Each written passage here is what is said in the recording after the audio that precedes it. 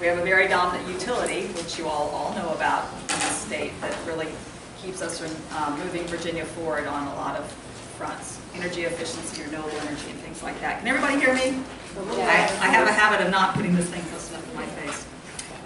So we're here to raise awareness and expand opposition to Virginia's pipeline and fracked gas infrastructure. We have three speakers today: Kurt Bowers, Tom Hadwin, and Ernie Reed, who have been on the front lines of the pipeline fight in central and western Virginia. They'll help us better understand how the pipelines threaten the environment and about the proposed routes and what we can do about it. In the breakout sessions, you're going to learn about two local threats, two compressor stations, one in Fairfax out in Chantilly, and one in Leesburg in Loudoun County. So we'll learn more about those in the breakout sessions. They won't be part of the presentations. We're here to create a well-organized, well-informed group of Northern Virginians and to oppose the pipeline and the infrastructure. We want to help you learn effective strategies and develop new ones, and to fight the build-out of fracked gas movement. So what you learn today and the contacts you make will help you continue these activities close to home. Here you'll find support and resources for your events, meetings, maybe even a happy hour that you can organize during this crucial time in the pipeline battles.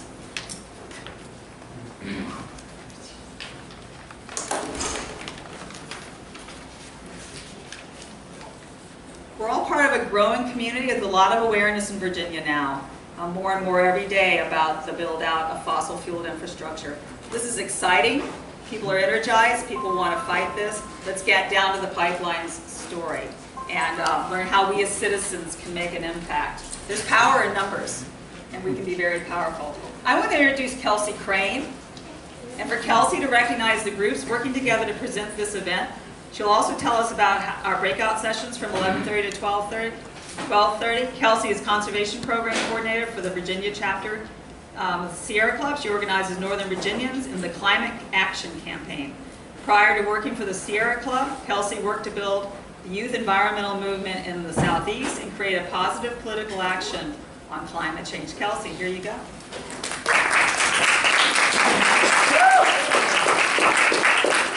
Not to talk too loud because normally I don't need a microphone, but welcome all of you. We might be a little tight in this space today because I think we're going to have a lot of folks here. We're going to work out how we're going to use the space and make sure that we are productive. So when I talk to folks about pipelines in Virginia, I either find people who go, yeah, what's going on with that? What are we doing about it? Or people who go, what? There's pipelines coming through Virginia? What are we going to do about that? So mostly everyone's reaction is we don't need those, we know they're unsafe, we know communities across the country and across the world are resisting them coming in. It is just an expansion of our addiction to fossil fuels, and we need to be moving over to renewable energy now. That is not a question.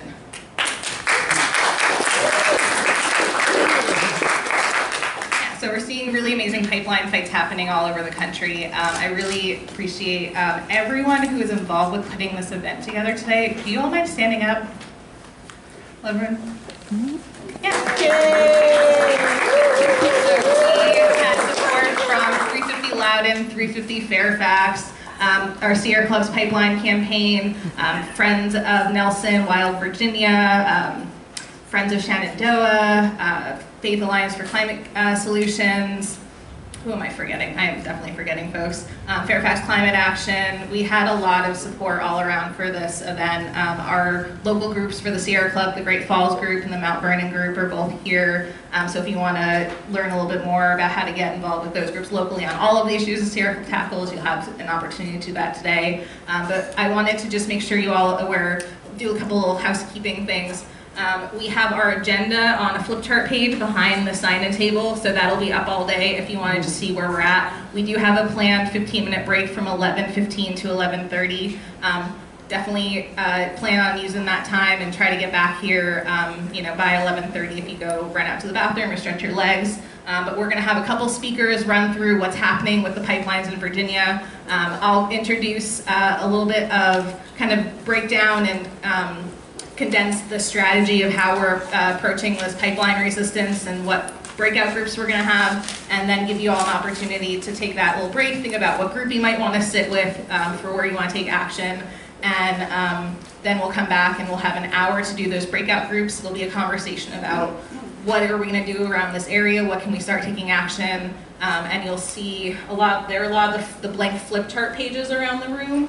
We're hoping y'all would have a little more space to get to those. But if you have any ideas for what we can do within those areas, any actions we can take, any strategies we could be working on, any issues for public outreach, if there's a giant festival coming up at the end of July that we should have people out talking to folks who are there about the pipelines, put that up on there. There's sticky notes on the sign and table. Grab a sticky note and a pen anytime and just put your ideas up on there. And also that way, if you don't get to sit, if you multiple breakout groups or multiple areas you want to contribute thoughts to, you can without having to be part of multiple breakout groups.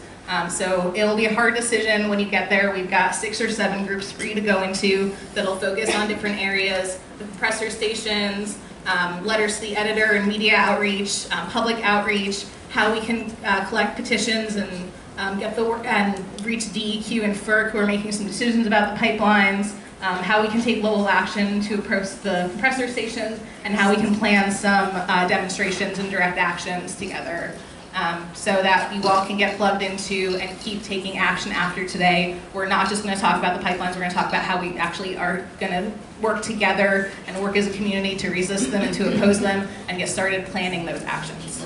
Woohoo! Yeah. So our first speaker is going to be Kirk Bowers. I'm going to hand it back over to Susan to introduce him. So how many of you all know that the Sierra Club is run by volunteers? Okay, great. I hope you'll all join. Kurt used to be a volunteer, and he came out of professional retirement to become the Pipelines Program Coordinator for the Virginia chapter of the Sierra Club. So he's back in the dedicated race of being an employee and still volunteers as well. He's a licensed professional engineer with a 35-year career who came out of retirement to battle the pipelines. He's a board member of the Charlottesville Center for Peace and Justice, a former district chair of the Albemarle County Democrats, and a longtime activist. So Kurt, would you like to give your presentation? Yes. Thank you all for coming out today, and thank you